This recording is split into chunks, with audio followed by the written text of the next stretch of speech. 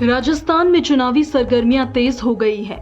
जैसे जैसे चुनाव नजदीक आ रहे हैं, वैसे वैसे ही पार्टियों में फूट देखने को मिल रही है। ताजा मामला बीजेपी से सामने आया है, जहां बीजेपी के कद्दावर नेता और विधायक कैलाश मेघवाल को बीजेपी ने पार्टी से बर्खास्त कर दिया है। उन्होंने केंद्रीय मंत्री अर्जुन मेघवाल पर भ्रष्टाचार के आरोप लगाए थे, जिसके चलते प्रदेश अध्यक्ष सीपी जोशी ने उन्हें पार्टी की प्राथमिकता की सदस्यता से बर्खास्त कर दिया। जिसके बाद कैलाश मेघवाल ने प्रेस कॉन्फ्रेंस करके बड़े बड़े आरोप लगाए हैं। कैलाश मेघवाल ने प्रधानमंत्री मोदी को पत्र लिखकर उन्होंने अर्जुन मेघवाल पर पैसे लेकर टिकट बेचने का आरोप लगाया है। प्रेस कॉन्फ्रेंस कर ऐसे कई तरह के गंभीर आरोप लगाए हैं, जिसमें पुष्कर के महंत अर्जुन से पैसे लेकर टिकट देने का भी आरोप लगाया गया है। कैलाश मेघवाल ने प्रेस कॉन्फ्रेंस कर बीजेपी में चल रही गुटबाजी को सबके सामने लाकर रख दिया है।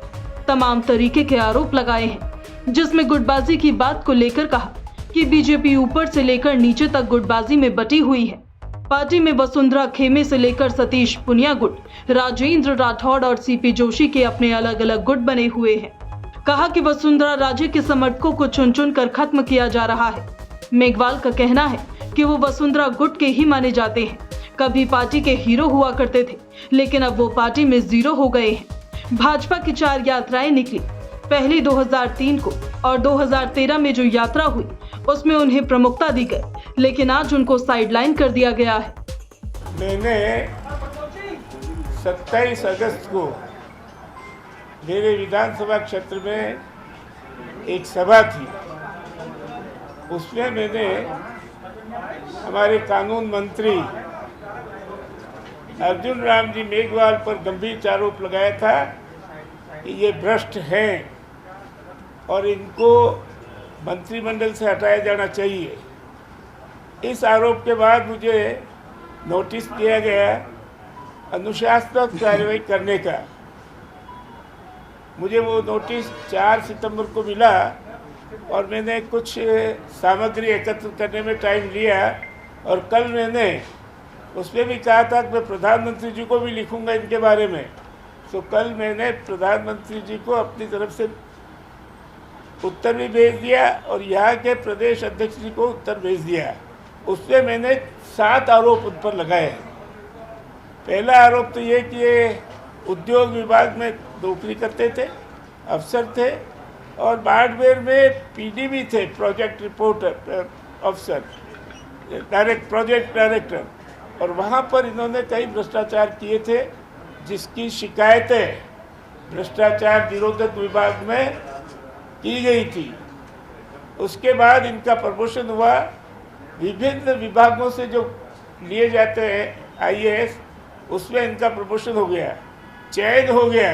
लेकिन इनके खिलाफ किसी ने शिकायत की केंद्रीय लोक सेवा आयोग को कि साहब इनके खिलाफ जो है कुछ मुकदमे चल रहे हैं भ्रष्टाचार निरोधक विभाग में, इसलिए इनका प्रमोशन रोका जाए। इस पर प्रमोशन रोका गया, लेकिन वही जैसा अपनी व्यवस्था है सिफारिश कर दी और सिफारिश से वो सारी जो है भ्रष्टाचार के आरोप ड्रॉप कर दिए गए और फिर उनका प्रमोशन हो गया।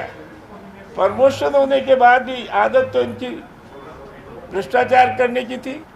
ये जब कलेक्टर थे तब इन्होंने फौजी विधवाओं के लिए आरक्षित थी जमीन, उस जमीन को इन्होंने फौजी विधवाओं के अलावा जो गैर पात्र थे उन गैर पात्रों को अलॉट कर दिया रिश्वत खा करके।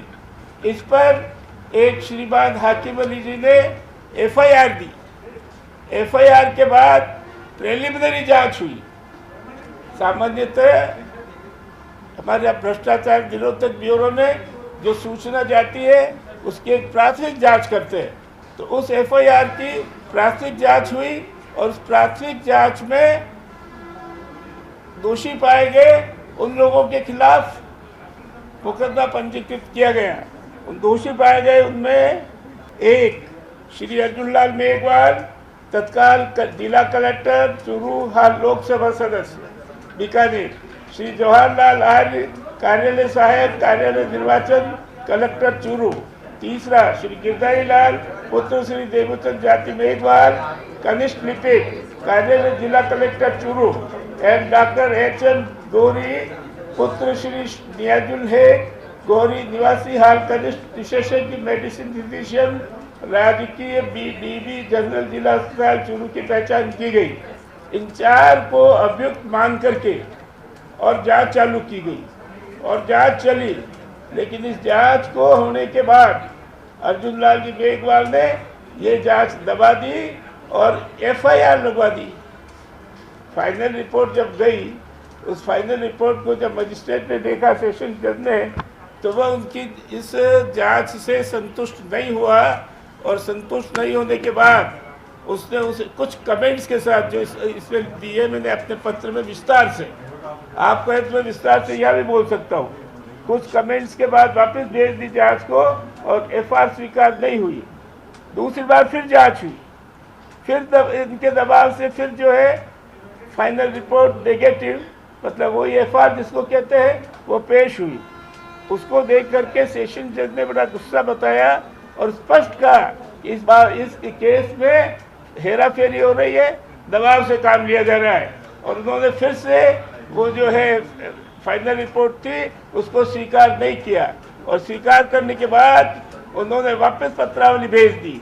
ये जो आदेश हुआ, इस आदेश पर अर्जुन राम जी मेघवाल हाई कोर्ट में गए और हाई कोर्ट में उन्होंने कहा कि FIR भी और ये जो FIR पेश हुई है, इन दोनों को निरस्त किया जाए।